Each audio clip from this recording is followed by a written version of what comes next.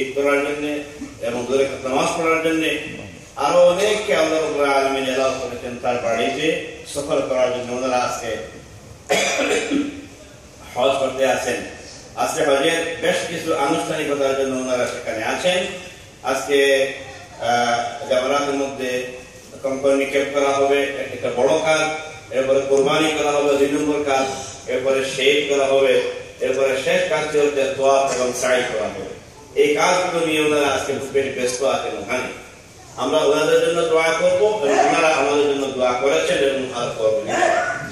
আল্লাহ রাব্বুল আলামিনের কাছে আমরা দোয়া করি ওনাদের দোয়াগুলো এবং হজ আর আমাদের এখানকার ঈদ এবং কোরবানি আল্লাহ কবুল করুন।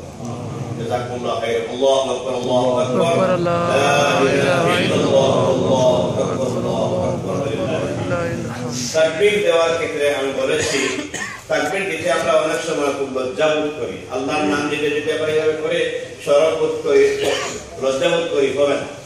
তাকবীর দিতে হবে যেহেতু এটা খুব প্রোটেক্টেড এরিয়া আছে, এটা ইনসাইড দ্য মস্ক আছে, এটা কোনো ওপেন ফিল্ড না। এরপরে যদি আমরা ভয় পাই তাহলে তো অসুবিধা। নিজের ঘরে যদি আমরা তাকবীর, এটা আস্তে আস্তে কেন একটু শেয়ার করতে হবে নিজের সন্তানদের সাথে এবং নিজের ওয়াইফের সাথে, মা বোন যারা আছে ওদের সাথে, তাই ওনারাও শিখবেন। তাকবীর দেওয়া আমরা পুরুষরা যখন নামাজে আসি তখন 5 ওয়াক্তের নামাজের পরে তো আমরা দেই, 1 বার বা 3 বার দেই, ঠিক আছে। কিন্তু অনেক সময় আমাদের মা বোনরা তাকবীর দেন না অথবা ওনারা জানেন না। মহিলাদের উপরে তাকবীরটা অনেকে বলেছেন ওয়াজিব, যে আমরা জমাতে পড়ি পুরুষরা, ওনারা ঘরে একাকী পড়লেও তাকবীর দেওয়া লাগবে, খেয়াল রাখবেন ইনশাআল্লাহ। দ্বিতীয় কথা হচ্ছে আজকের সবচেয়ে বড় একটা আমল কুরবানি, এই কাজটা যেন আমরা কেউই মিস না করি। যাদের উপর ওয়াজিব আছে আমরা দিয়ে দিচ্ছি, আর যাদের উপর ওয়াজিব নাই আপনারাও কোনো নফল কুরবানি দিতে যদি চান দিতে আপনারা পারবেন।